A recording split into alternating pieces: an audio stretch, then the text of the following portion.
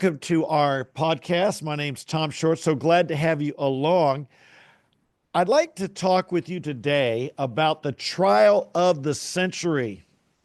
That's right. I know we have a trial of the century every couple of years, one that captures the attention of the people.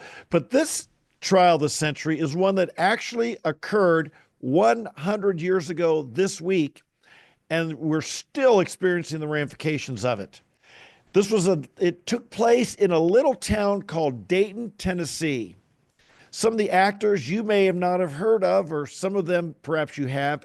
Clarence Darrow was the defense lawyer. William Jennings Bryan was the prosecutor, the lawyer for the prosecution. A journalist by the name of H.L. Mencken popularized this trial, and you'll know it by the person who was accused of a crime, John Scopes, who was on trial for teaching, evidently, the theory of evolution. But there's a lot that's gone on about understanding this and what really happened there. In fact, there's been a play made, and the play was made into a movie called Inherit the Wind. But what we'd like to talk today, my friend Rich, who's with me today, said, let's call it instead Inherit the Spin, because that's really what this trial is all about, and it's part of the cultural narrative. We want to talk about what happened there and how it's affecting Christians in the last 100 years down to this very day. So my good friend Rich Suplita, who is also with Campus America and on staff with Campus America, former professor of neuroscience in the psychology department at the University of Georgia, former atheist, who now is a strong believer in Christ and a strong apologist, defending the Christian faith in a very intelligent, persuasive way. Rich, welcome to our podcast. So glad to have you along with us today. Yeah, Tom, good to be here. Now, this trial is known as about evolution, and we want to talk about how that has affected our culture and our education and the media and most importantly, how it's affected Christians. But real briefly, we want to talk about what the trial was about. So give me a little synopsis of what really went on at this trial. Was Scopes a science teacher? Was he teaching people evolution? What was going on here? Yeah, the thing that's really going to come to the forefront as we unpack this is the disparity between the actual history and the way the history was portrayed, especially in the plays and then subsequently in the movies. If you look at John Scopes himself, he was a substitute teacher. He was primarily a coach at the time rather than an educator. And the most interesting point to me was, although this supposedly was all about teaching evolution, Scopes himself had confessed to his defense attorneys that he wasn't sure that he had ever actually taught evolution. Was teaching evolution illegal in Tennessee at the time? No, not. In fact, the teachers were free to teach animal evolution, the theory of, well, really the theory that came right out of Darwin's 1859 Origin of the Species. They were free to teach that. The Butler Act, which was the relevant legislation, only forbade the teaching of human evolution. In other words, that we share a common ancestor with chimpanzees and gorillas, so forth. And so evidently when Scopes taught this to some boys, was it even in a classroom or you say he was a coach and a substitute teacher? Was he a phys ed teacher, I hear? I'm not sure about that. I do know in rewatching the movie, of course, the opening scene has the authorities going in there in Dayton, Tennessee was the physical location. In the movie, it's referred to as Hillsboro.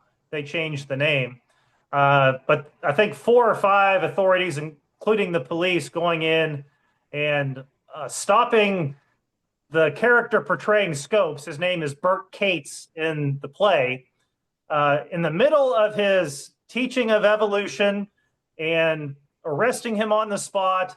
His students are sitting there horrified as they escort him out of the classroom to jail. And of course, none of that is history.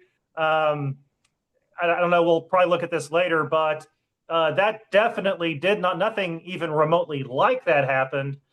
Scopes actually was recruited by the ACLU.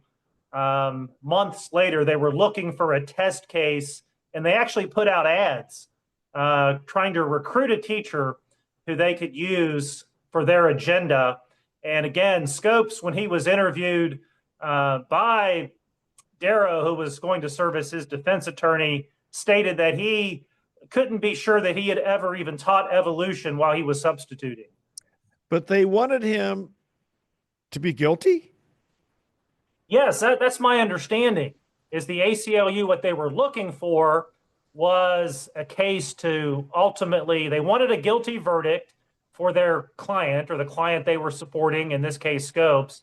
And the idea was to challenge the case all the way up to the Supreme Court. That did not end up happening, but that was their goal.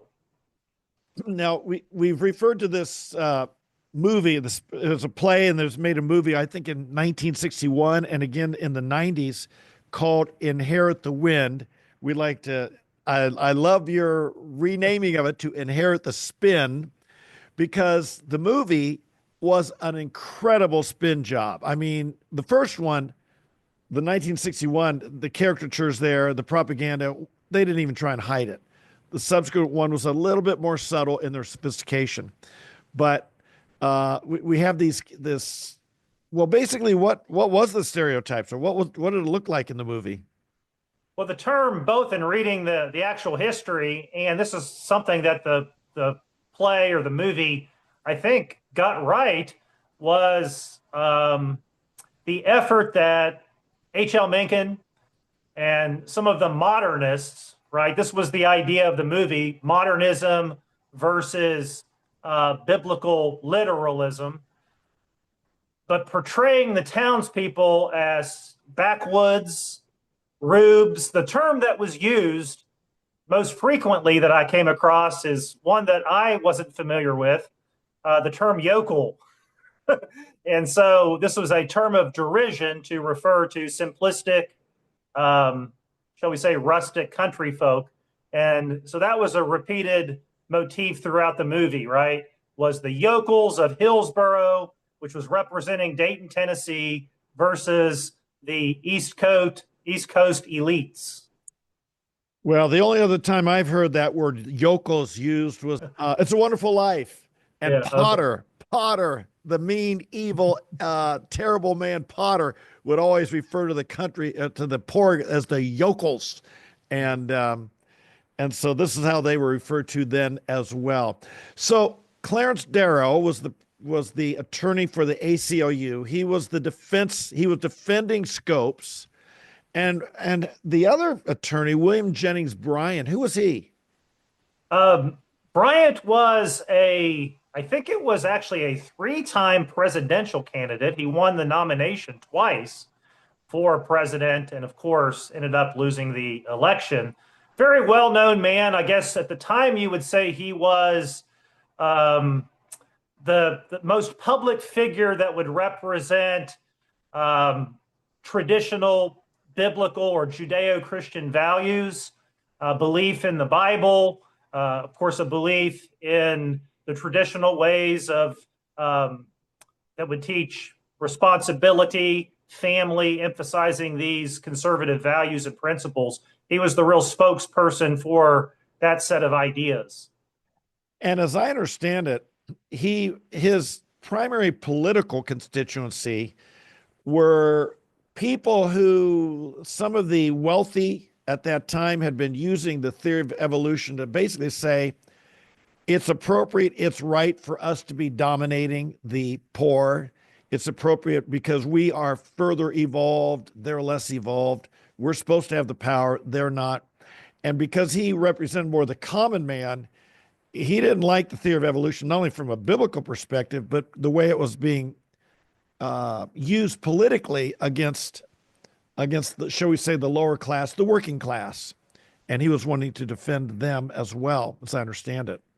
Yeah, that's my understanding too. And I came across some, um, I guess we would have, he would have actually called himself something of a socialist, but a champion of the people. So we might not agree with him on some of his stances. But I know, for example, he was instrumental in suffrage and extending the voting rights to women. And so, yeah, very much understood to be a champion of the people. So I've been making, excuse me, I've been making the point that belief of something like evolution really does affect our worldview. It affects how we see life. And I think even back then, it was affecting, this new idea was coming in to a country that primarily believed in creation. And now that we have this new idea that challenging that, being taught, and affecting the politics, affecting the world, affecting culture. And it was beginning to do this 100 years ago. And now we're going to see some of how it affected. So, as I think, the reason I think this trial is really important, and I think as Christians we ought to be aware of it, is there was another fellow involved by the name of H.L. Mencken. And he was a reporter, a journalist, a satirist for the Baltimore Sun. Rich, what can you tell us about H.L. Mencken and how his role in the Scopes trial? Yeah, I think again here is one of the areas where the play and movie do a pretty good job portraying this character consistent with the historical evidence. They probably actually watered him down, and he has some pretty sharp lines. I encourage people to actually go back, especially after watching this video, and to look at the movie 1960, especially. But a very, shall we say, I don't know if I would call it bitter, but very satirical figure. And his ideology was, of course, one of materialism, one of, and by that I mean no God, no spiritual realm, no spiritual dimension. Humans are merely another animal species. This is where he would correspond with Darwin's theory, but especially in terms of his worldview, probably more influential than Darwin was Friedrich Nietzsche. And of course, Nietzsche was an atheistic philosopher, and Nietzsche believed in, of course, had a very satirical attitude towards religion, especially Christianity, and believed that the teachings of Christianity were holding people back because it encouraged things like compassion for the weak. It discouraged things like trying to champion the cause of people with lesser power. And the idea was very much one of empowerment. And ultimately, Nietzsche's credited with the quote, the probably most popular quote is, "God is dead. God is dead and we have killed him." And Nietzsche wasn't celebrating that. He was an atheist, but he said his philosophy was, since science and modernism has, in his belief, disproved God, then we have to come together as humans and we have to basically turn ourselves into a super race of people. We got to become the Superman. I don't mean the guy who flies through the sky with a cape, but we've got to socially and even biologically engineer a better future for ourselves. And so Mencken was very much a proponent of these types of ideas. So this trial came along, and Mencken saw it as an opportunity to make it bigger than it was. And that's what happened, isn't it? Yeah, 100%. One of the things that stood out to me was that this trial really, at the end of the day, wasn't about actual science, very little. And it wasn't really, of course, you had a defendant, you had an alleged crime, but it wasn't about that either. It was all about the court of public opinion and portraying those of us who, of course, this is 100 years ago, the people who believed in the Bible and held to biblical creation as being outmoded, outdated, backwards, those types of themes. So technically, in this trial, excuse me, technically, Scopes was found guilty, and technically, the evolution side lost the trial. But as you say, in the court of public opinion, because of H.L. Mencken and his writings being carried not only in the Baltimore Sun but being syndicated throughout the country, it's really like the other side, the evolutionist, the modernist, the secularist, and Mencken himself being a skeptic, an atheist. It's really like that side actually won because our side was playing just to the legal, their side was playing to the public, or as you say, the court of public opinion. Thus, we even see the movie Inherit the Spin. Is that correct? That's my understanding. Of course, this was historically noteworthy as the first trial that was ever broadcast. Of course, this was the days of radio and not the days of television. But the broadcasts were being relayed primarily from the big metropolitan areas, places like New York and Boston. And so, again, my understanding, this is playing directly into their desire to emphasize the modernity versus what they called fundamentalism. Of course, that's something of a disparaging term, in my understanding. People who take we hear this on campus, a literal view of the Bible in an effort to mock and ridicule them. So I'd like to explore this for a minute. Modernity was a period of time. We've of course moved into the postmodern era after modernity, but this trial was a major conflict in the struggle of modernity, or that's portrayed as science versus religion. Shall we say, being sophisticated, smart, intelligent versus fundamentalism.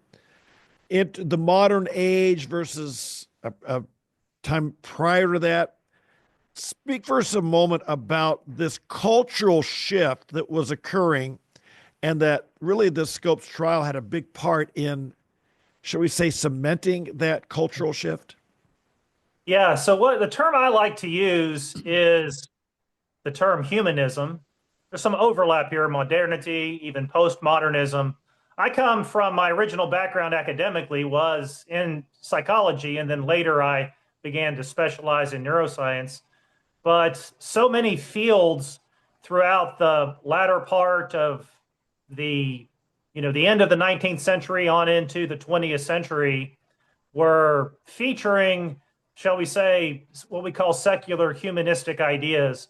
The idea here is really one of authority, and it represents a jettisoning of any type of biblical authority, revealed authority. God has spoken to us, and we find God's word to us in the scriptures, and the scriptures are binding and authoritative, the best way to understand the world around us and even ourselves. It represented an overthrow of that. And that overthrow, since again, like this goes back to Nietzsche, since supposedly God's not really there or God has not spoken authoritatively, then it's up to us. It's up to humans, since humanisms, hence the term humanism. It's up to us to decide what is right, what is wrong, what is true, what is false. It all comes back to humans. There is no standard higher. There is no authoritative standard that transcends collective human minds.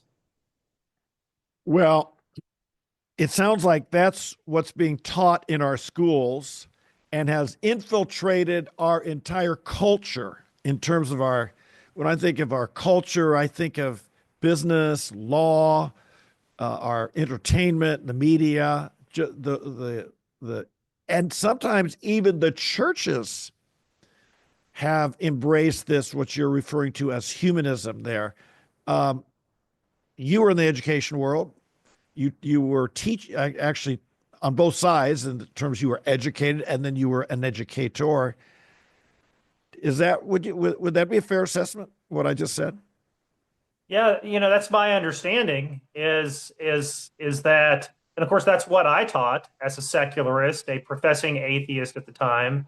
And it make, that's a comfortable retreat, isn't it? If we're the ones who get to make the rules, if we're the ones who get to define right and wrong, uh, basically that comes back to the court of public opinion.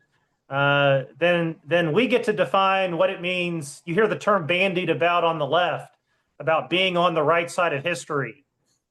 What comes to my mind very with that particular phrase is, of course, the battle over abortion, the big moral issue of our day, as you've referred to it many times, and in fact, it is. But so often I find myself debating these ideas, and people will appeal to, well, most people believe this. Most people think the way I do. This is a progressive way. It's a liberating way compared to appealing to an authority outside or above ourselves. And of course, the skeptics will say that we don't even know is there. I very much see this represented in what's happening here in the Scopes monkey trial, especially insofar as it pertains to H.L. Mencken. That was his goal. It was a huge win for him that Scopes lost, right? That was exactly what the ACLU wanted. It's what Mencken wanted, because that furthered their narrative, false narrative, that the Christian faith, they would have called it the Christian religion, is somehow holding people back and oppressing people. And we need to cast off the chains of the Christian faith. Well, I certainly sense that when I'm on campus for many, many years, this, especially when the new atheist movement that was in the early part of this 21st century, where it seemed like they were far more aggressive of, instead of, yeah, if you want to believe that, you can, it was far more of Christians stand in the way of progress and you've got to be stopped because you guys are opposing scientific progress, what they would call moral progress, et cetera, et cetera. Do you think the Scopes trial and the writings of Mencken, did it embolden, just like maybe Nietzsche was influenced Mencken? Mencken, who did he influence, and did he embolden people in the world of education to be far more aggressive if they did not believe in God or wanted to question biblical authority? Well, I think that I don't know all the specifics of that. I think the one of the main outcomes was that this caricature of people who take the Bible seriously as being some sort of danger to society, oppressive people. I think that what he did is he fanned that into a flame among, let's say, the coastal elites, right? That idea that uh, even to entertain ideas of biblical creation is something that's worthy to be uh, dismissed at best, but really ridiculed. And I think what it enabled historically, it really entrenched that perspective where, and of course, we've seen it play out since then. There's no real desire for dialogue. There's no real desire for a, shall we say, marketplace of ideas. The evolutionists bring their evidence, their views, their perspectives to the table. They allow the creationists to do the same. And we sit down and we have a rational, good faith discussion of the ideas. What I see the history of Mencken and then following him as really making that less possible, less viable. People just jump right to dismissiveness. They just are trained to jump right to an idea of ridiculing. There's no counter argument for someone who's bent on ridiculing you. When we're out on campus, this is the heckler. And if a person's bent on heckling and they will not, despite our repeated efforts, engage in a rational discussion, that really that's a stopping point as far as the dialogue is concerned. Yeah, and I can attest to numerous times I can be on campus talking about, I believe, the Bible or I believe Jesus. I've had times when I'm talking about Jesus dying on the cross for us, and someone's got their hand up, they're just dying to get a word in, and I'm right in the gospel and what the crucifixion's about. And finally, I acknowledge this person who's just dying to say something, and I said, "Do you have a question or comment?" And it's, "Hey Tom, do you think the Earth is 6,000 years old?" And it's like it's not any kind of a serious discussion. It's trying to discredit and to mock and to humiliate someone because they disagree. No room for discussion and or why, and not even on the topic I'm talking about. Just trying Right. to use that to mock, which leads to another question: how does trial affect Christians? The coverage of the trial, and the Yeah. perception, the narrative that became uh, enshrined in the culture, shall we say? How did that affect Christians? I think what happened there, Tom, more than anything, was it caused Christians to retreat. There was a completely unwarranted sense of, I don't know if you would call it shame, but embarrassment. Again, unfounded, unjustified. But my understanding is the Christians said, well, let's just retreat from the domain of public discourse. Let's not really get involved in this, and we'll just focus on the Bible, the Word of God. We believe it. We'll affirm it to ourselves. We'll get together. I've heard the term holy huddle used. Yeah. Maybe it's overused, but we'll retreat to that domain or sphere and just let the world be the world. Uh, whatever authority they want to come under, whether that's Friedrich Nietzsche or Charles Darwin or whoever, let them do that. We're going to stick to the Word of God. Now, I think there is a place for that, but in terms of Christians collectively, I think it was a huge mistake historically to allow that to happen. Christians, God fearing, Bible believing people, had a tremendous effect upon the founding of our country, a tremendous effect upon the pilgrimage into our country, from Europe, tremendous effect on advances in our culture, advances in science. I mean, many of the great scientists throughout, prior to this time had been Bible believing people. But I tend to think that we were in the midst of a retreat that had a lot to do with the publishing of On the Origin of Species. And now this event, the Scopes trial, and the way that humanists were emboldened because of the coverage and the narrative given to us by H.L. Mencken, caused many Christians, I agree, to retreat from the public square, retreat from education, retreat from culture, and say, we're just going to do our own things. We're going to be separate from the world now, which is a biblical concept. We're not to be conformed to this world, but we began to focus on being separate from the world and not engaging the world, basically saying they're going to hell, they're evil, they're wicked, they're dirty, they're wrong. Let's stay away from them instead of engaging from them. And the fundamentalist movement, it seems like, that wanted nothing to do with the world and not engaged with the world, became deeply entrenched amongst many Christians. Yeah, I agree. And so even if you look at the outcome of the trial, of course, this did not get advanced to the Supreme Court. I'm not sure exactly where. I know that the conviction, which is really a relatively trivial matter of Scopes, was upheld by an appellate court. But basically, what we see from the perspective of education is this issue goes under the radar completely until the 1960s. The book publishers were only interested in selling their books, so they didn't really want to get involved in this. In fact, my understanding is in a revision of the text under question, which came out a year or two following, they actually removed any reference to human evolution and, of course, still taught animal evolution. But basically, they're trying to wash their hands from a commercial perspective and say, we're not getting involved in this. We don't want to be part of America's division over this. We just want to sell books. And so the whole thing, it was real easy for it to fly under the radar. I think here's another mistake I believe Christians made. compromises with Darwin's theory, saying, taking a perspective that says, well, Genesis is true in principle, but maybe not in terms of scientific fact, right? I'm willing to embrace large scale animal evolution, but I do believe there's an exception in terms of the creation of humans. Humans are different.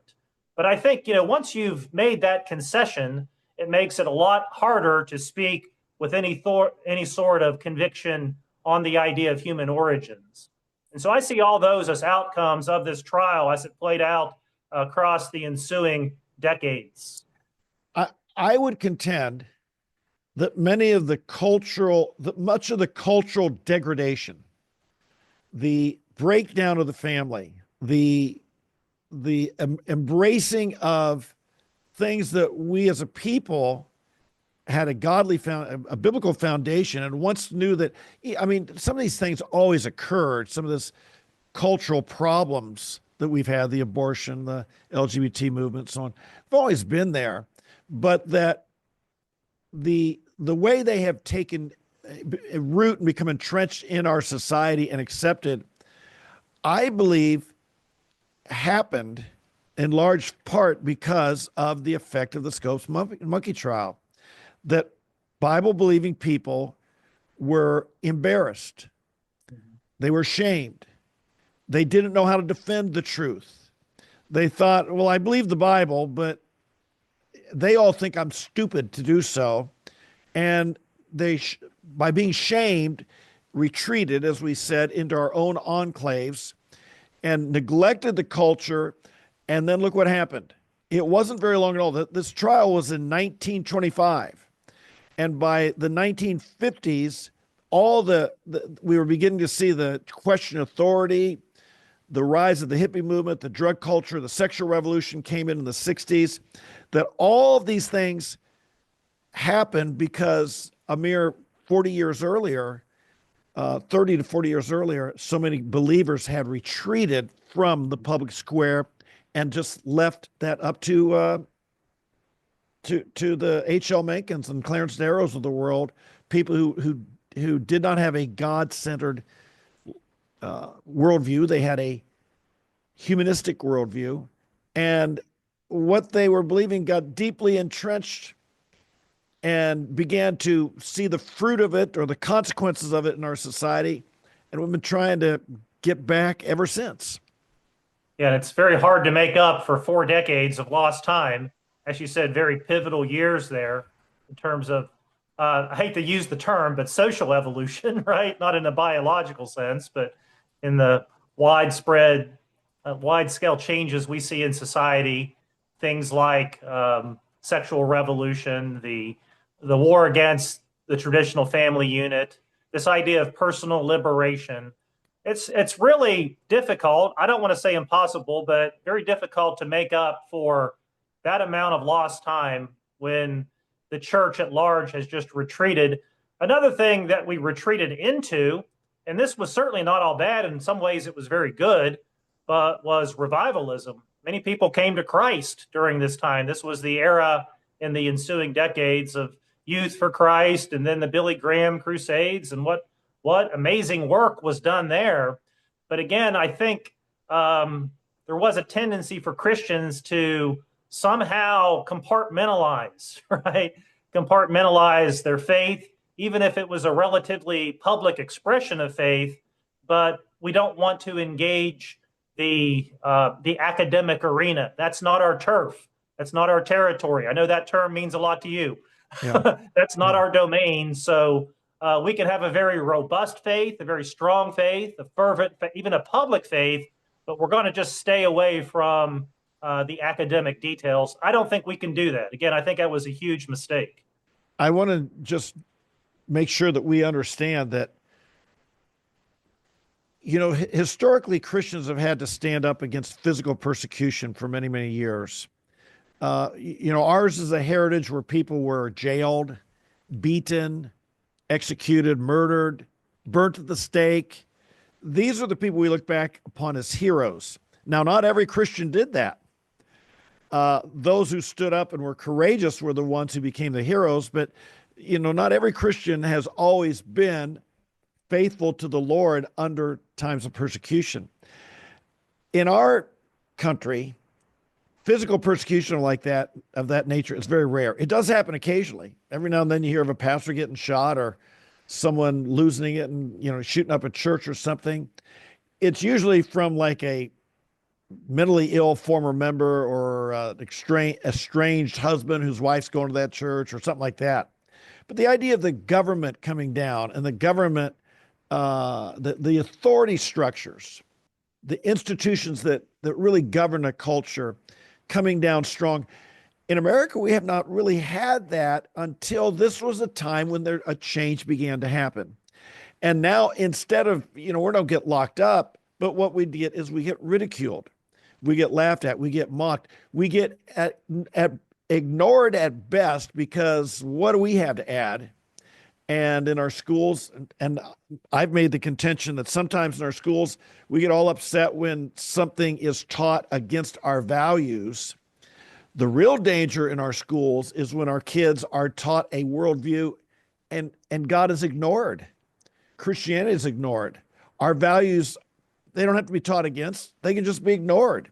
And our kids grow up to think of life and to view life as if God is totally irrelevant. We can be good people, make a difference in this world, and you don't need God, because that's the essence of what humanism is. Again, some people are avidly rabid against God, but many of them just ignore God, and both of them can be very, very destructive. I think what we as believers must understand, 2 Timothy chapter 3, verse 10, all who desire to live godly in Christ Jesus will be persecuted. Jesus said, if you're ashamed of me and my words in this generation, I'll be ashamed of you when I come in the glory of my Father. And he calls us to not fear men. I know in my preparation for what I do on the campus, God brought to me so many verses, and I think he just had me pray them into my life before I even knew what I was going to be doing out on campus. How can you believe, John 5:44, for how can you believe when you receive glory from one another, and do not seek the glory that comes from the one only God? Proverbs 29:25, the fear of man is a snare, it's a trap. Galatians 1:10, am I still seeking to please men? If I were still seeking to please men, I wouldn't be a bondservant of Christ. And on, Jesus saying in Matthew 10, don't fear those who can kill the body, but afterwards they have no power. Rather fear him who can kill after the body's killed, can cast into hell. We must be people who realize that we're unlikely, at least in my lifetime so far, to face physical persecution. But it's the ridicule, it's the ostracization, it's the rejection that many of us have got to be willing to accept in the name of Christ, or else we too will allow the world and the world's perception of us to cause us to fear, and in that fear to not be the witness and not have the influence for God and in the gospel and for his ways that he'd want us to have. So I think this is important. Persecution our day, ridicule, cancellation, rejection, loneliness. It's part of the cost of really being a disciple of Jesus Christ. Back on the creation of this worldview, it was in 1961, I believe, that after 61, how many years is that? 36 years. Okay, 36 years after the Scopes trial, Henry Morris and John Whitcomb wrote a book called The Genesis Flood.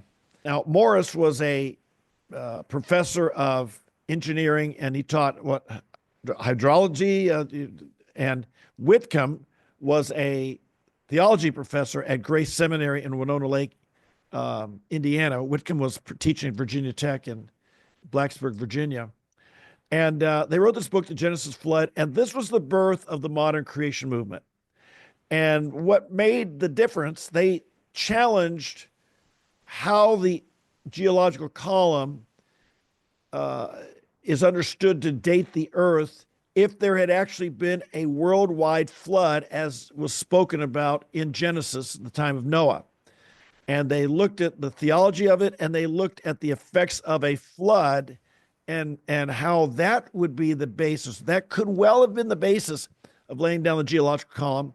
And from there became really an explosive movement of Christians who said, I'm tired of not engaging. I'm tired of being just mocked and ridiculed. I think I do my research. I have understanding, and it gave people the freedom to stand up and speak and talk about the case that we could have, that the biblical account of creation and all these issues is not something that is just foolish. There's a foundation for it, and we've tried to engage it in the public square. Yeah, one of the things, Tom, when you're talking through that stood out to me was going back to the movie Inherit the Wind, how the Christians were portrayed as the ones that were trying to silence people. And don't bring your questions here. We're not in the business of answering questions. This is how it is, and it's going to be our way. And they just shut people down, and even almost were portrayed as threatening physical violence against those who would question Christian belief. One of the great ironies, as I see it, of this whole process is that idea of you can't question this, don't bring that here. We're not even having that conversation. We're the ones in charge. We're the ones who hold the authority. We can silence you. We don't even have to acknowledge your existence. That has been squarely in the arena of the modern evolutionists in recent times. Those who, when they have no power, call for tolerance and then get the power are often the most intolerant of others. Hey, Rich, so you used to believe in evolution. Yes. What happened?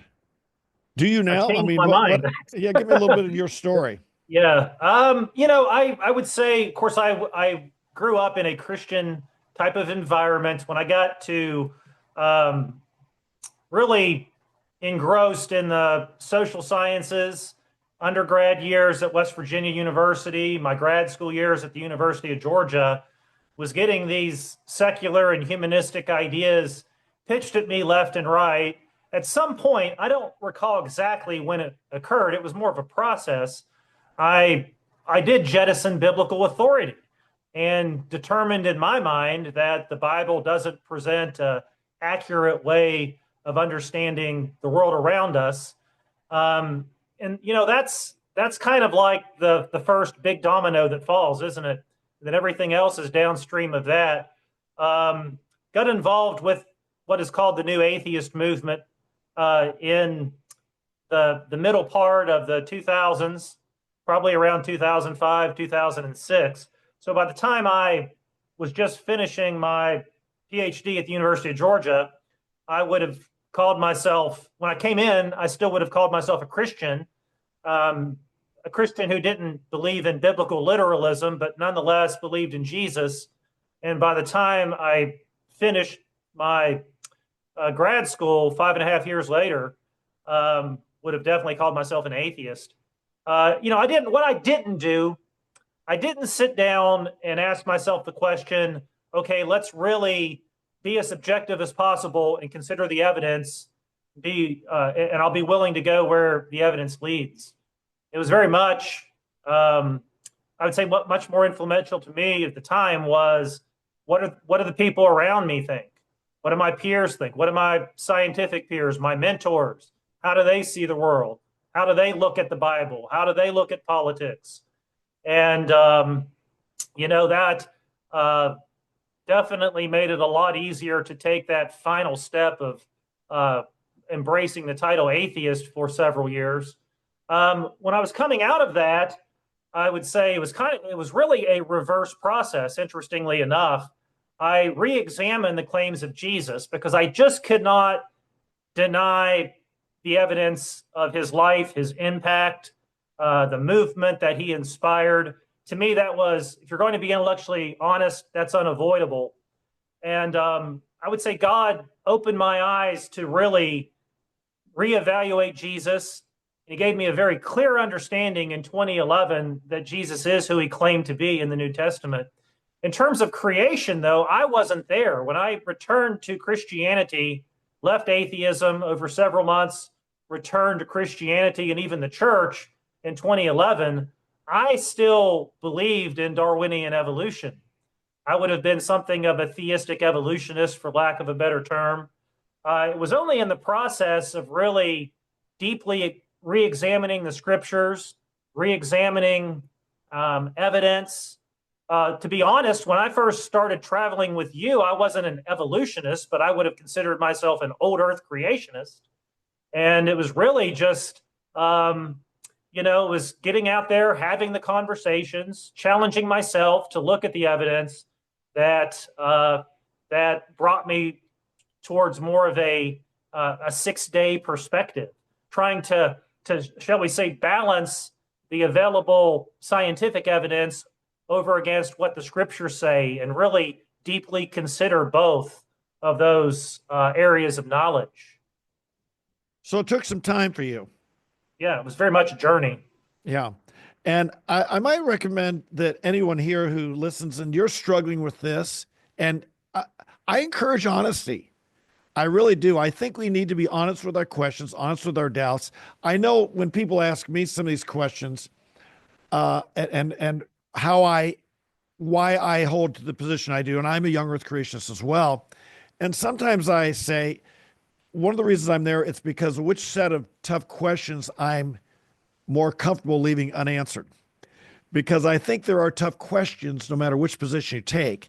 But in my case, the questions that I'm still don't have what I believe is really a good answer to yet are not nearly as important as the questions I feel are well answered in the position I've taken, and in terms of how important they are, how significant to my life, how significant to my understanding of God and of the world we live in. So I think this is an important thing to keep struggling with, keep examining. And I just believe strongly we have the truth on our side. But again, back to the Scopes trial, we've not been a good job of communicating them. There's forgetting who it was right now, one of the a creation arguer. He was talking to one of his, he taught at Berkeley. He's talking to one of his unbelieving friends. And he said, does it bother you that you guys, you have the universities, you have the museums, you have the scientific journals, you have the TV programs, you have all that stuff, and yet still the surveys show that like half of Americans don't agree with you. And he said, yeah, we just need to do a better job of communicating it. And I'm thinking, if we're doing that well, in spite of all the information dominance the other side has, if we did a better job of communicating ourselves, we'd probably have 90% believing with us. So we're up against an onslaught of information against biblical creation, that lots of it goes back to what happened 100 years ago, the Scopes trial, and the implications that how that changed the narrative or cemented a narrative that became concrete in our culture. And we started fighting back against it in the 60s with Henry Morris and John Whitcomb, and others have been carrying it on. Now we have Institute for Creation Research. We have Answers in Genesis. We have the Creation Museum. We have the we have the Ark. We have various museums around the country. Lots of creation organizations that have sprung up, primarily led by scientists, primarily led by people with their PhD in their field.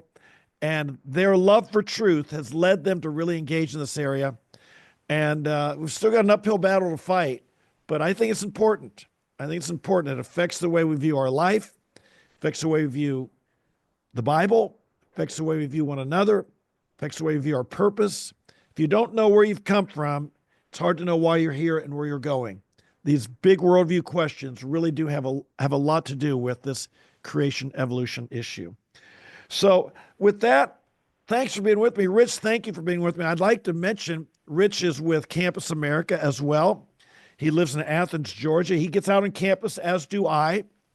If you're interested in supporting Rich, you can go to Campus America, where donations can be made for our ministry or specifically for Rich. And you can follow the donate button, and you can see his name there. And I'm sure he would appreciate that. I appreciate the work he does. I appreciate the intelligence and the persuasion that he brings to our ministry and to this battle. He's a good guy worth supporting. So, Rich, glad to have you along. By the way, if you want to hear me daily, my daily word and prayer, you can find me on YouTube or the Apple or Spotify platforms. Just search for Tom Short. Or if you go to our website, campusamerica.com, you can, again, find out more about our ministry, how you can find us on the socials, and so forth. So glad to have you along. God bless you. We'll look forward to seeing you in our next podcast. Till then, you be strong, courageous, wise, intelligent, and bold. Don't ever be embarrassed that you're a Christian or what the Bible teaches. Bye-bye.